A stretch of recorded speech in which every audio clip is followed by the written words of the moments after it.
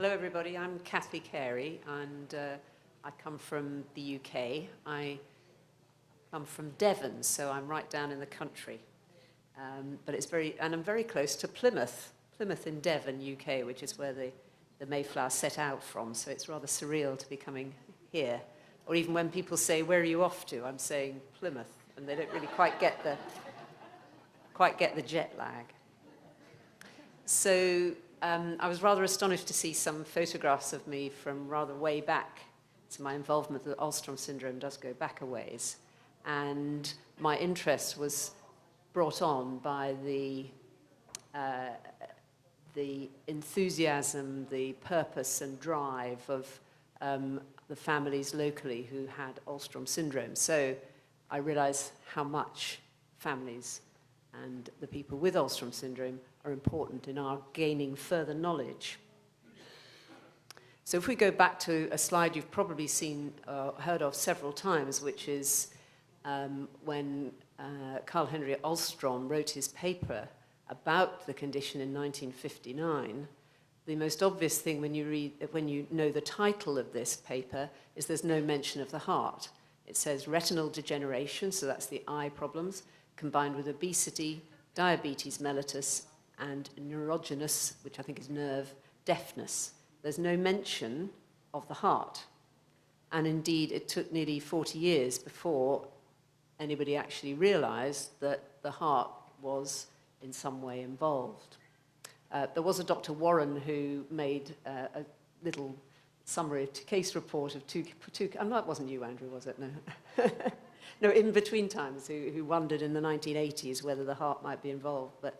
So that's actually typical of Alström, which, to my mind, which is that it keeps coming up with surprises. And I think the thing I've learnt is expect the unexpected. So in the mid-1990s, the group in Canada reported 5 people out of 8 with Alström syndrome who had cardiomyopathy. And then in the UK, from Great Ormond Street, the eye doctors and the cardiologists there published 19 out of 22 people with Alström syndrome. And so suddenly we've gone from knowing about perhaps 40 people in the world who've been described in the medical literature with Alström syndrome, and none of them apparently having heart problems, to the next 30, most of them having heart problems. So what's happening is that the heart problem was the way people were recognizing Alström. So when you talk to the Great Ormond Street people, that's what they were doing. They were seeing somebody with cardiomyopathy and looking for Alström. Or alternatively, if somebody had photophobia or nystagmus in infancy, then they would look hard at the heart. And so one of the problems we have is knowing how many people do have cardiomyopathy, because it's one of the ways of recognizing the syndrome. So we may get more people with cardiomyopathy than actually have it in the wider spectrum of everybody with Alström. But that led us from my initial engagement with 2 people who had Alström syndrome through Alström Syndrome UK, and as it was the Alström family at that time, and with Jackson Lab and Jan, to look at case notes and at meetings like this to hear the stories of what had been going on, and doing questionnaires and the genetics.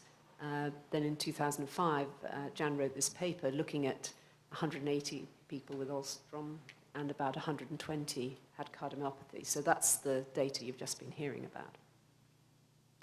And I appreciate that showing graphs is not ideal for people who can't see, but what it's telling us is that the majority of people who had cardiomyopathy were all small children, so usually in infancy, but up to about a year of age. And typically, mums would say it often came on really fast.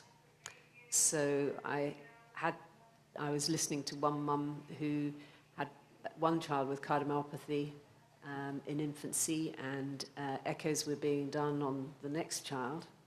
And even so, that didn't pick it up because it happened very quickly. I think that's a story that lots of people would be familiar with.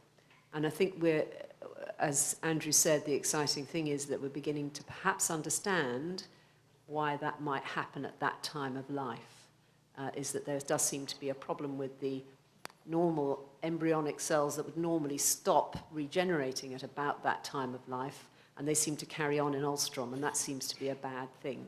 Don't know any more than that at the moment, but that's something exciting to try working on.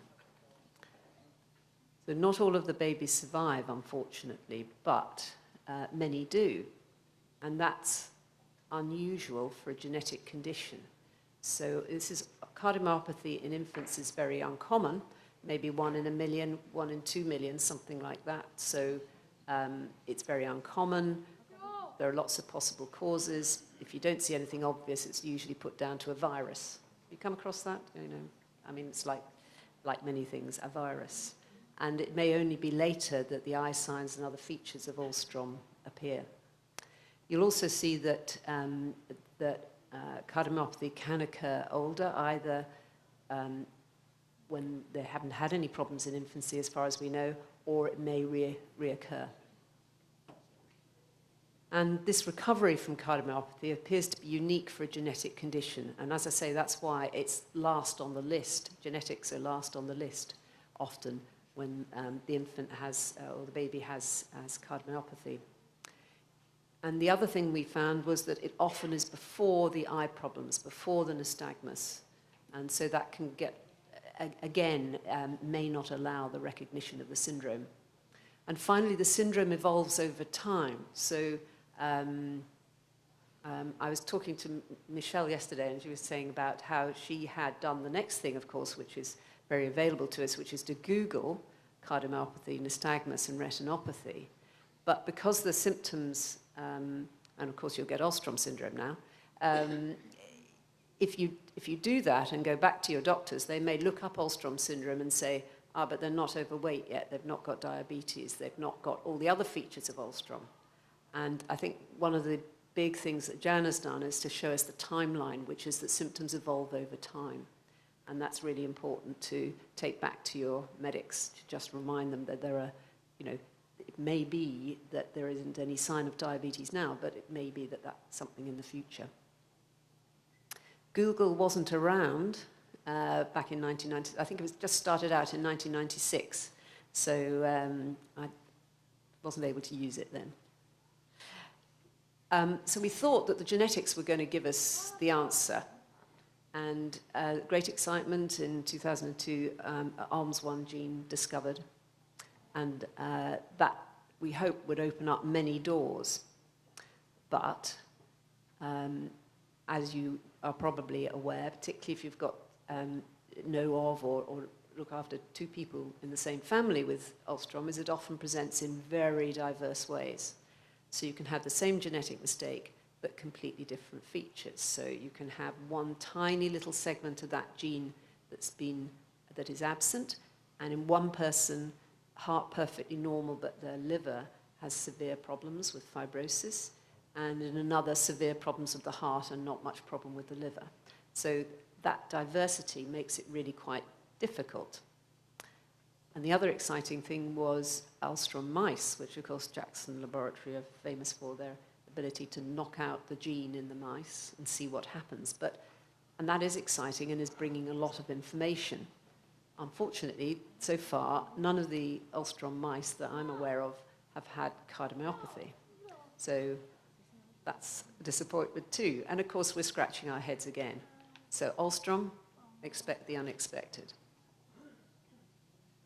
I mentioned that you do see the cardiomyopathy at an older age as well, and that's a worry for us as to how we can look for and pick that up. And part of the work that Rick Steeves, who's coming after me, is talking about is trying to see how we can best track and deal with that. But again, as Andrew was saying, some of the treatments that we would use in cardiomyopathy,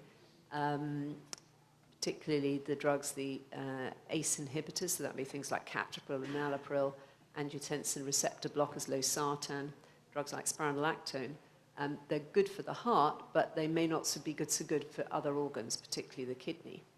And in genetic conditions, usually it's what we call the glomerulus, or the filter of the kidney, that causes problems. In Alström, of course, it has to be different.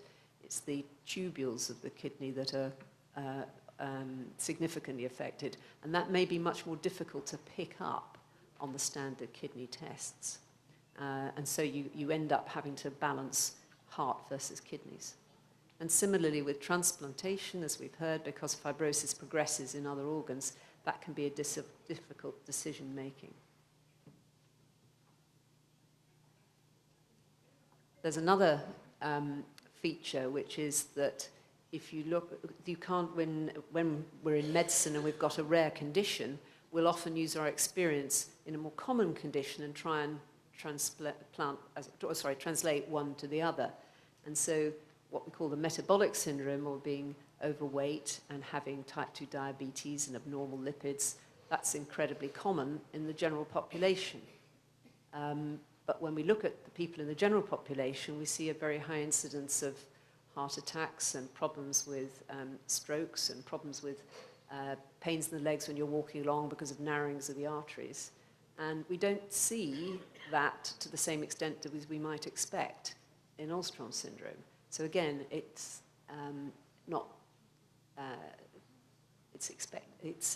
the unexpected again. And I haven't put it down here, but it's very similar to Richard Paisley, my colleague from Devon, who is very interested in the diabetes side, and we don't see diabetic peripheral neuropathy, which is the nerve problems that people with diabetes get because of the high sugar levels. So there's lots of things that we don't understand. Lots of questions. And so I think when it comes to the medical side, we have lots of questions, but we've got to be open-minded.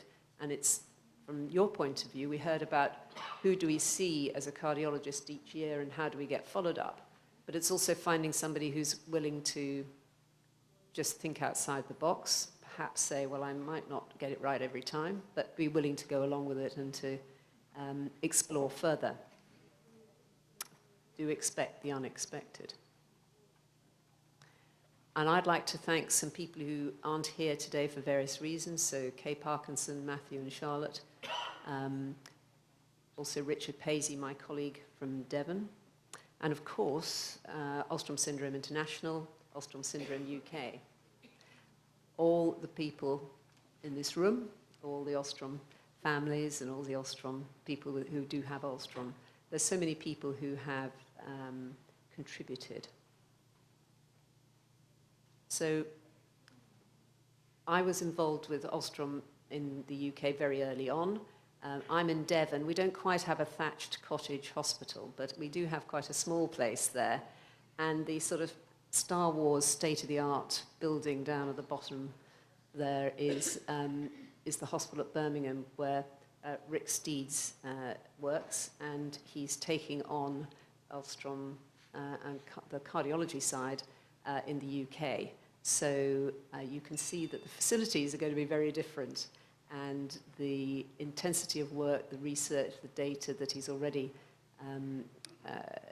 collected and produced is really fascinating, because it's suggesting that and we'll expand on that the cardiomyopathy in infancy and the cardiomyopathy later on may be very different processes.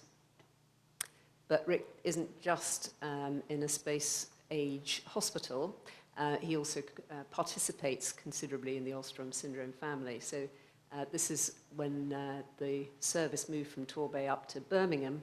A lot of people, me not included, but Rick was there, rode all the way on the bicycles and there were several Alström people as well who were on tandem bicycles. 233 miles, is that right, Rick? Yeah, so quite a lot of hills.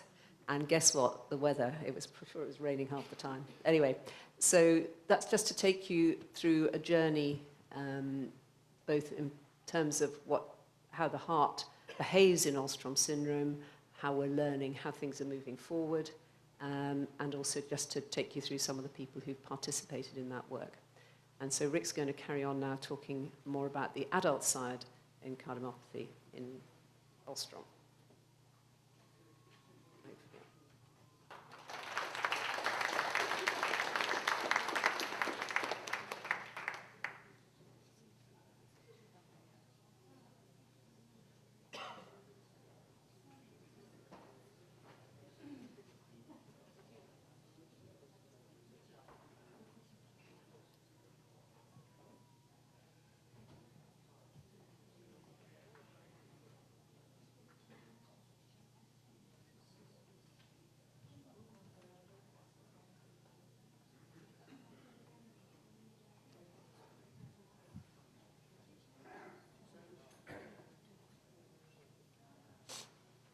So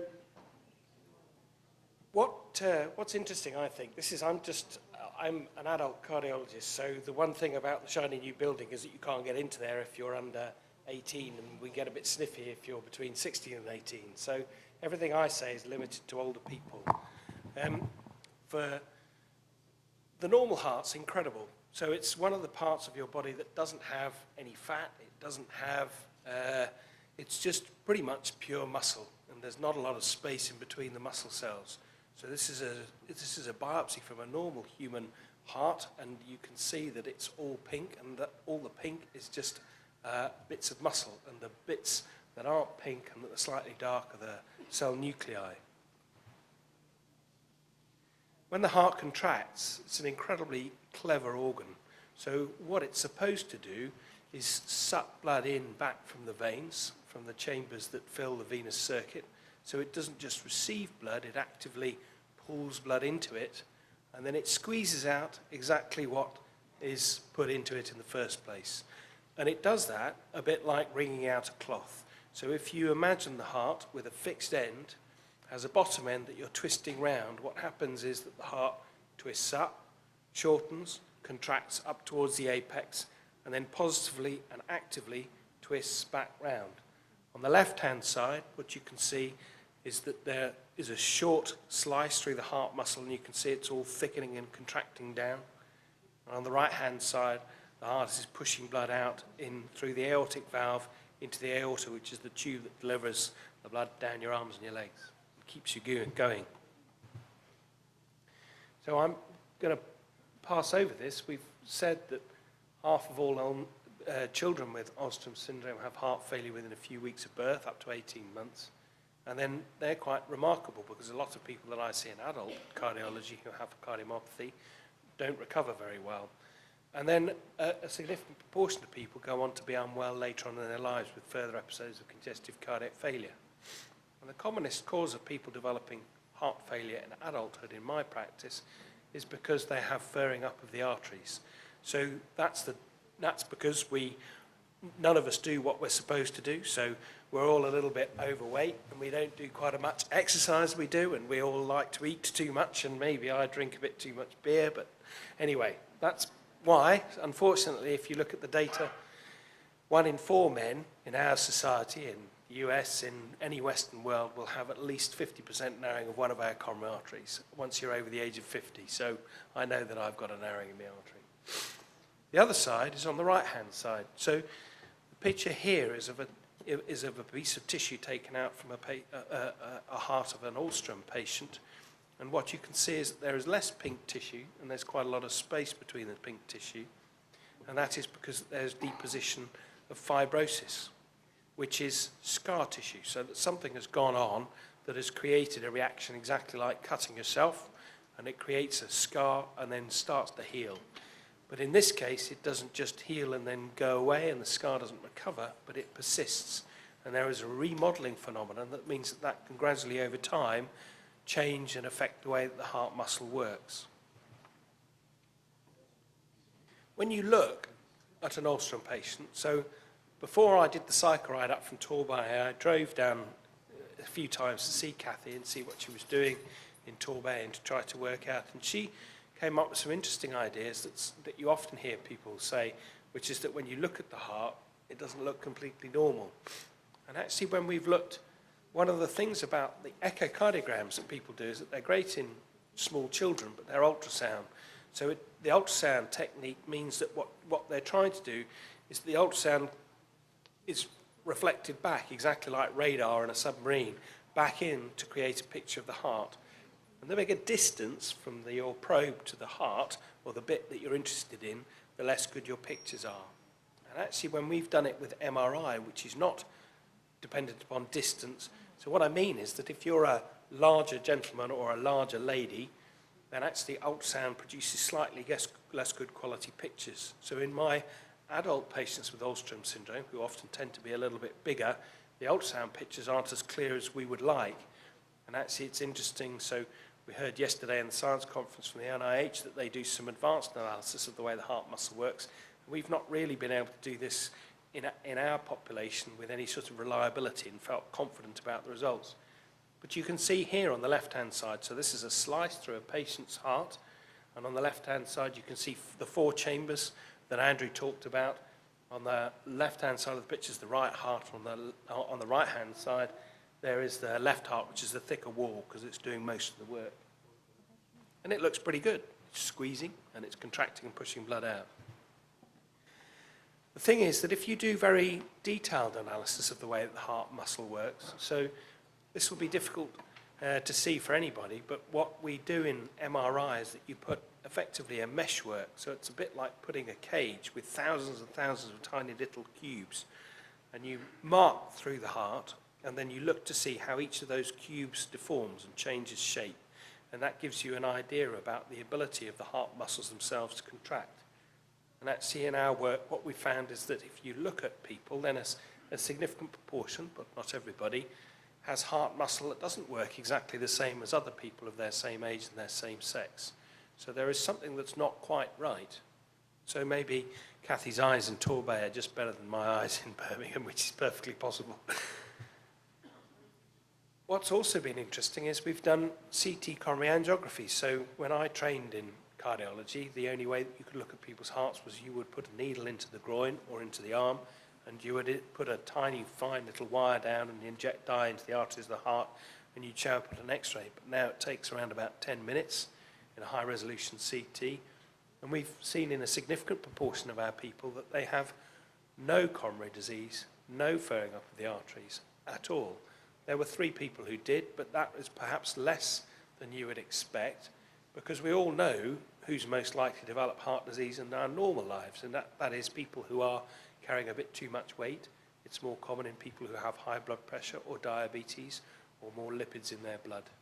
So what's surprising about the Alström patient to me is that they seem to have less coronary atherosclerosis, which is what most of us expect to look forward to as we get older. What we have found is that we've found that people get fibrosis in the heart, which is perhaps nothing new, because Jan showed that in her paper 10, 15 years ago, and almost all the histology, so when people look under the microscope, they see fibrosis. But up until fairly recently, probably 10 years ago, it started to become possible to see quite coarse fibrosis or scarring, and these are pictures of somebody in our service who's got some small areas of scar. So in this picture, black is good, and the tiny bits of white that are pointed out by the arrows is not so good. And the other thing that we found is that it's slightly difficult, because the ways that most heart doctors look at hearts is that we measure things in the blood, stress markers called BNP, or we can measure things on echocardiography that make us give some insight as to whether the heart is under stress, and they seem to be normal. So people seem to get a little bit of a degree of scar formation in the heart without knowing about it. Even that technique is a bit limited, so the problem about this is that in order to see scar using this technique, you have to have a bit of normal heart tissue to compare to the abnormal heart muscle in the same picture to see the black versus the white. If everything was white or everything was black, you wouldn't be able to, everything was a bit the same colour, you wouldn't be able to see it. So we've started to go on to something else. So I'm not going to get all sciencey on you, but effectively, we each have protons in our body, and the way that the protons respond when you put them under a magnetic force is absolutely typical of the tissue that it's in. So it's typical for your heart, it's typical for your liver, it's typical for your brain or anything else. But some sort of change in that tissue, for example, with the deposition of fibrosis, will change the way that the proton reacts and responds. And what you can do is you can map this by changing some of the parameters that we use, and you can define here some colour maps. So cardiologists like colour maps because it makes things really easy. So you can see on the top right hand, you can see an area of white on the left hand side that corresponds to a big green area where the rest of the heart is blue. And that suggests that these hearts in Alström's patients, in around about 60% of people, so not everybody, but the same sorts of numbers that Jan's original paper suggested had heart disease, have some diffuse fibrosis that you can't see in the standard ways that we pick up with an echo, or if you just look at the standard ways that heart specialists look at the way that the heart contracts, called ejection fraction. And that actually, if you look at detailed ways of contraction, there's a suggestion that the degree of the amount of fibrosis probably seems to correspond to the way that the heart muscle is slightly weaker than normal. There is some discussion also is that if you have an amount of fibrosis or scarring or tissue in between normal muscles, our hearts rely on a very complex set of pacemakers. So you have a pacemaker at the top of the heart, one in the middle, and then the whole of the bottom of the heart, the ventricle, has its own pacemaker. And what it relies on is a set of train tracks that means it spends a very fast pulse straight down and distributes right the way across the myocardium.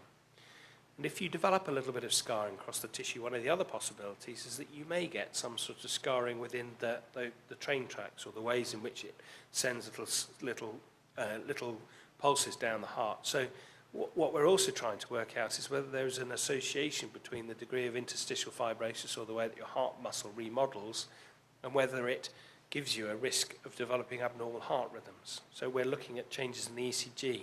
Again, it's interesting because the group at NIH didn't find any differences in the ECGs, but when I've looked at the ECGs in all of our patients, it doesn't look that they're not all completely normal. And actually, if I had a population of people who are 30 in my clinic for other reasons, I'd suspect it to be pretty normal.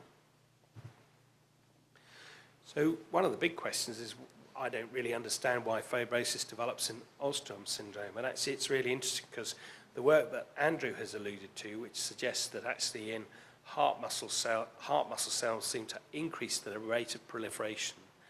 We talked yesterday, but I haven't got slides about this, to suggest that actually the heart muscle of people with Alström's does seem to gradually increase over time. But we've also found that it's also true that the degree of fibrosis within the heart seems to increase over time. What we didn't show so far, but we've got to do some more analysis, is whether or not that changes our subtle ways of looking at function, because that's really key. Because the other side to this is that you know that we're currently involved in a study of something which is quite good efficacy in animal studies of trying to remove fibrosis from hearts.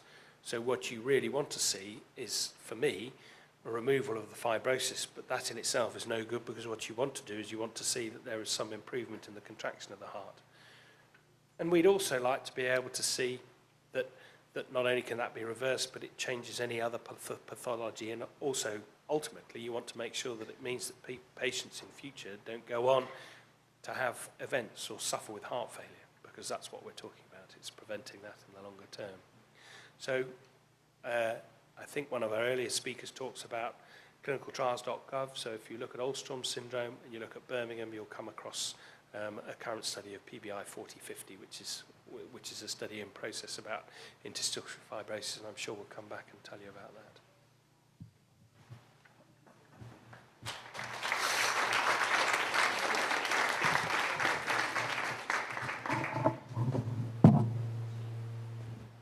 So I think we'll take questions from the audience. And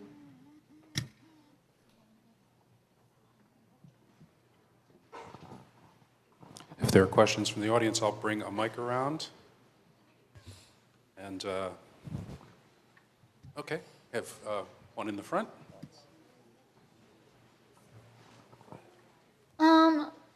So if I have cardiomyopathy, does that mean I'll be on this heart pump forever?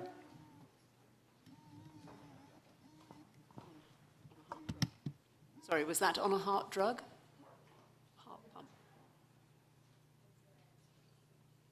It's a medication. What's the name of it, Mitch? Melvernone. Melvernone? So it would mean being on medication for, usually for your life, yes. If you're on usually we'd keep going with the medication depending on how your heart was performing.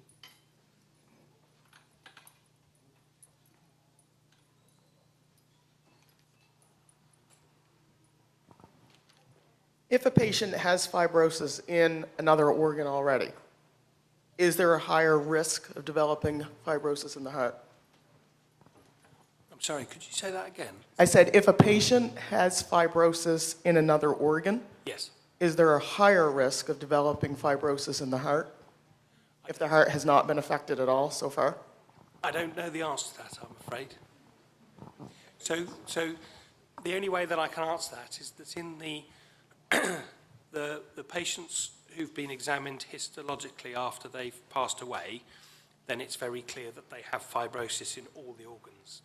And the problem is that and it's also true to say that when we've looked at adults, all the people in whom we've found fibrosis of the heart, we've also found fibrosis in their livers. But it's not always possible to measure fibrosis in the same sort of way, with the same sort of reproducibility in all the organs. But that's an interesting question. It's not quite so easy to measure fibrosis in the kidneys. So, I think I can talk about it.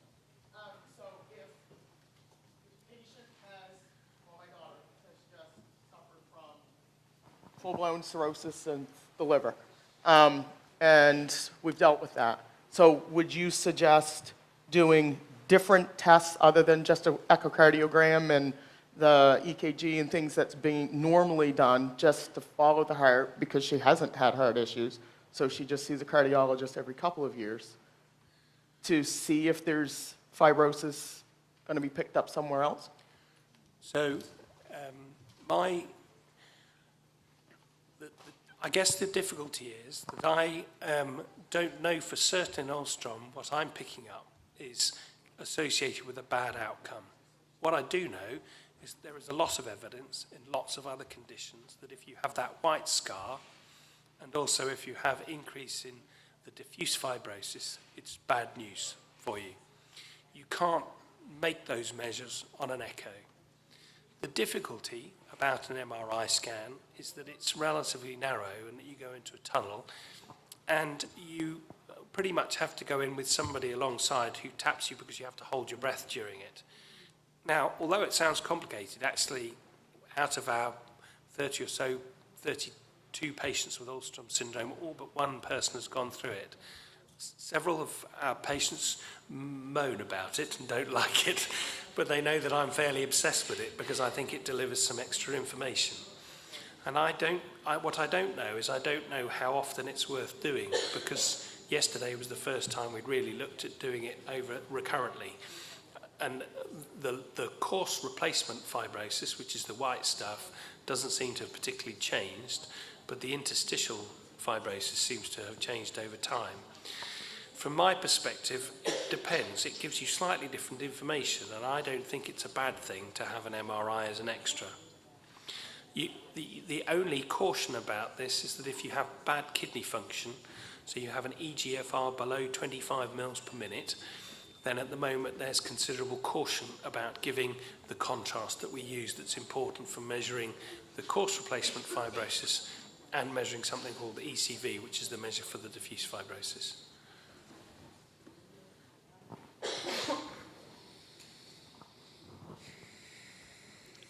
I stepped out for a moment, so please forgive me if this question has already been addressed, but is there an increased risk of adult onset cardiomyopathy?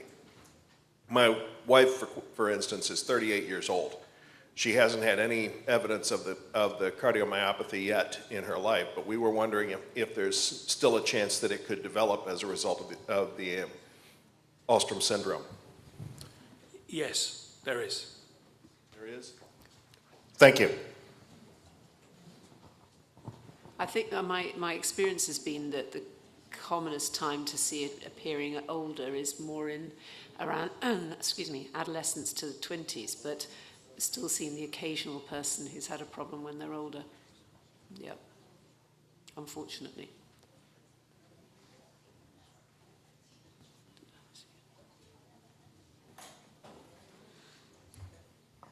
Bonjour, je voulais savoir, une myocardite virale, ma fille elle a eu ça quand elle était bébé, est-ce que ça peut, elle est guérie, et est-ce que ça peut revenir plus tard à l'adolescence ou adulte, est-ce que ça peut revenir? Je ne peux pas parler français, mais un peu trop lent, s'il vous plaît. If at infancy a baby problem with her heart has been repaired and is doing okay, when she becomes a young adult, will the problem return? It may. So c'est possible que ça va revenir, mais on ne peut pas déterminer exactement quand. Il faut qu'on continue à suivre l'enfant pour déterminer ce qui se passera. I can't speak French very well either, but basically, yes, it could come back. Et enfin aussi, Merci. ce n'est pas si on a le cardiomyopathy comme un enfant, c'est pas possible. It's not always true that if you've had childhood cardiomyopathy, that means that you're guaranteed to have cardiomyopathy as an adult. And if you don't have cardiomyopathy as an infant, it doesn't mean that you're guaranteed not to have cardiomyopathy as an adult. I don't think I said that very well in English, let alone French. Could somebody on the panel paraphrase in French? Possibly? Did you understand? Can we paraphrase that in French, perhaps? Je pense qu'il a dit seulement que si on a eu cardiomyopathy comme enfant, petit enfant, ce n'est pas une garantie qu'on va l'avoir plus tard, mais aussi si on n'a pas la cardiomyopathy comme petit enfant, ce n'est pas une garantie qu'on ne va pas arriver plus tard. That was terrible French, right? Sorry, I can fix it. Merci. Okay. I'm not even So gonna Rick, try. French or English? English. So is there, if they had it early stage, is there any parameter we should be looking into that might predict of a recurrence? We haven't found any parameter that predicts recurrence, but the problem is that we've mostly looked at adults. So actually the difficulty is what I've talked to Andrew and what we've talked about yesterday with the NIH group is I'm interested about whether changes in something called global strain may be useful as a predictor going forward. But I don't think we have enough evidence yet, and that's work to be done at the moment. Okay, thank you. Any other questions? I see in the front. Okay. We're going to run Coming? out of time. We already did run out of time 2 hours ago. It's new. In patients where they've actually had a transplant, do you see then in the transplanted heart the same issues start to come back, the fibrosis, or does that function properly and healthy after? So although one of the reasons why the Alström service moved up to us is that we're a heart transplant centre, but actually having said that, none of our patients have had a heart transplant. So I'm afraid I don't know the answer to that question for definite. I don't know if... The other difficulty about it is that there are lots of things that can injure the heart and cause fibrosis. And I think it might be very difficult because you might get stuck as to whether or not you were seeing something because of Alström or because of immunosuppression treatment or because of rejection or because of all the other things that happen alongside the transplant. So I think that would be a really messy thing to sort out. I don't know.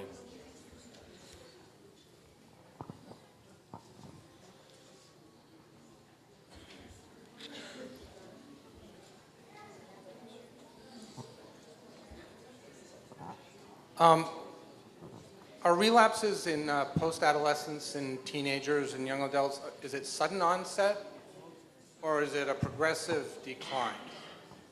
It seems to be a progressive problem rather than the sudden onset as in infancy. Yeah, that's been my experience too, is that you start to see dilation of the ventricle without a decrease in function, and then as the ventricle dilates more or function decreases more, it's hard to tell chicken or egg, then it gets worse, but not sudden in any of my patients who have developed it. People that I've seen have changed, but then again they have responded to drug therapy and also in one situation an advanced special pacemaker where we did something called resynchronization therapy. Under both those circumstances, the heart seems to improve, but actually in other areas of cardiomyopathy, if you then stop treatment, then the heart sort of goes back to where it was before you put them on treatment. So the treatment is supportive, it's not curative. Okay, just one more question, and I know Rick and Andrew and Cathy will be around if you have questions over lunch or something like that. And last question? Just clarification. So if it has not shown up with an EKG or with an echocardiogram, would it be wise to suggest to a cardiologist for an MRI, or? I want to answer that. So I want to answer that question, and it may be different than Rick's answer, so he gets to answer last because it's his study. So it's very important to understand that the presence of fibrosis does not necessarily mean the presence of clinical disease. So while you could ask for an MRI, you have to ask why are you doing that and what's the value add of knowing that. So it's the difference in nice to know versus need to know information. In Canada, where we have publicly funded healthcare, it's very difficult to justify yearly or every 2 years MRIs in lots of patients, not just Alström patients, but NE patients. So we have not adopted it as a general approach because, as Rick said earlier, I'm not convinced that the presence of fibrosis means presence of important disease that I'm going to do something about. So if it's going to be something else to worry about, why do you want to have it? If later on it's shown that, yes, this predicts within 4 years you will have dilated cardiomyopathy, then I think it might be reasonable. Now, Rick will argue against that. I'll just warn you ahead of time, but that's my opinion. Guess what? I'm going to disagree with him.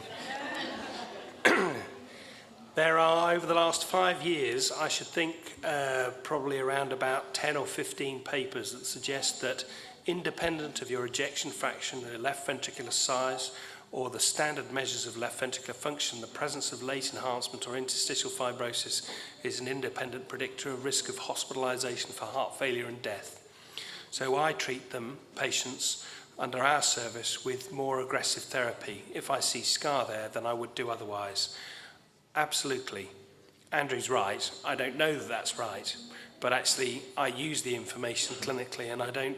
So we are, I think you could make a case for doing it a once off. We do it more routinely because I think it's very important to try to work out in as close a detail what's happening to patients in the longer term and using the best modality. So we've got other justifications, plus I run the MRI service, so I get to say who goes in it or not.